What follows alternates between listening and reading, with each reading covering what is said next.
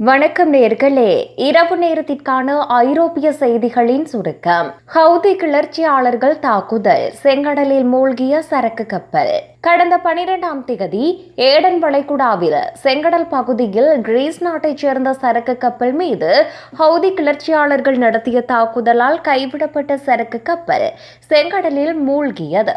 நிலக்கரி ஏற்றிச் சென்ற அந்த சரக்கு கப்பல் மீது ஏவுகணை தாக்குதல் நடத்தியும் வெடிபொருட்களை ஏற்றி வந்த டிமோட் மூலம் இயக்கக்கூடிய படகுகளை மோத செய்தும் தாக்குதல் நடத்தினர். இந்த தாக்குதலில் ஒரே ஒரு மாலுமி கடலில் மூழ்கி உயிரிழந்தார் என்பதும் குறிப்பிடத்தக்கது. இத்தாலிய பாராளுமன்றத்தில் பிராந்தியங்களுக்கு அதிக அதிகாரங்களை வழங்கும் சீர்திருத்தத்திற்கு ஒப்புதல். இத்தாலிய பாராளுமன்றம் பிராந்தியங்களுக்கு அதிக அதிகாரங்களை வழங்கும் சீர்திருத்தத்திற்கு ஒப்புதல் அளித்துள்ளது.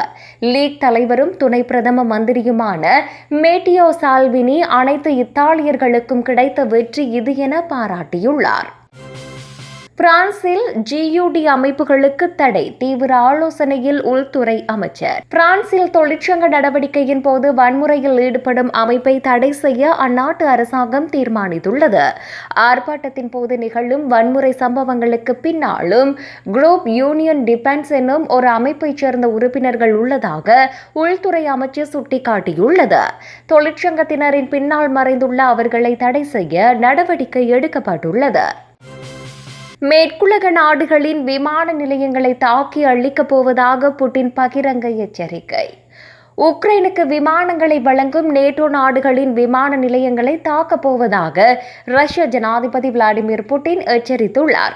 உக்ரைனுக்கு F-16 போர் விமானங்களை வழங்க மேற்குலக நாடுகள் தயாராகி வருகின்றன. விமானங்களை கொடுக்கும் நாடுகளின் விமான நிலையங்கள் அல்லது நாடுகளுக்கு சொந்தமான வெளிநாடுகளில் உள்ள விமான நிலையங்கள் இலக்கு வைத்து தாக்கப்படும் என புட்டின் எச்சரித்துள்ளார். அமெரிக்காவுடன் சர்ச்சைக்குரிய பாதுகாப்பு ஒப்பந்தத்தை நிறைவேற்றிய ஸ்வீடிஷ் பாராளுமன்றம். அமெரிக்காவுடனான சர்ச்சைக்குரிய பாதுகாப்பு ஒப்பந்தத்திற்கு ஸ்வீடிஷ் பாராளுமன்றம் வாக்களித்துள்ளது. இது நாடு முழுவதும் உள்ள ஸ்வீடிஷ் தளங்களுக்கு அமெரிக்க ராணுவ அணுகலை வழங்குகிறது. இந்த பாதுகாப்பு ஒத்துழைப்பு ஒப்பந்தத்தின்படி அமெரிக்க ராணுவம் இப்போது அனைத்து 17 ஸ்வீடிஷ் ராணுவ தளங்களையும் பயன்படுத்த உரிமை உள்ளது. அங்கு முன்னாள் ராணுவ தளங்களில் தனது சொந்த கட்டிடங்களை கட்டலாம் என்பதும் குறிப்பிடத்தக்கது. ஒரே நாளில் 800க்கும் அதிகமானவர்கள் பிரித்தானியாவிற்குள் பிரவேசிக்க முயற்சி. பிரித்தானியாவின் எல்லைப் பகுதியில் உள்ள ஆங்கில கால்வாயை 882 பேர் நேற்று கடந்ததாக தெரிவிக்கப்பட்டுள்ளது. இதுவரை ஒரே நாளில் இவ்வளவு பெரிய தொகையினர் ஆங்கில கால்வாயை கடந்த முதல் சந்தர்ப்பம் இது என அறியப்படுகிறது. 15 படகுகள் கண்டறியப்பட்டதாக உள்துறை அலுவலகம் கூறியது. ஒரு படகில் சராசரியாக சுமார் 59 பேர் இருந்ததாக கூறப்படுகிறது. பிரித்தானியாவின் தடைக்கு எதிரான மேல்முறையீட்டில் அல்பேனியாவின் முன்னாள் பிரதமர் தோல்வி. அல்பேனிய எதிர்க்கட்சி தலைவரும் நாட்டின் முன்னாள் ஜனாதிபதியும் பிரதமருமான சாலி பெரிசா குற்றவியல் தொடர்புகள் காரணமாக பிரிட்டனுக்குள் நுழைவதற்கு விதிக்கப்பட்ட தடைக்கு எதிரான மேல்முறையீட்டில் தோல்வியடைந்தார்.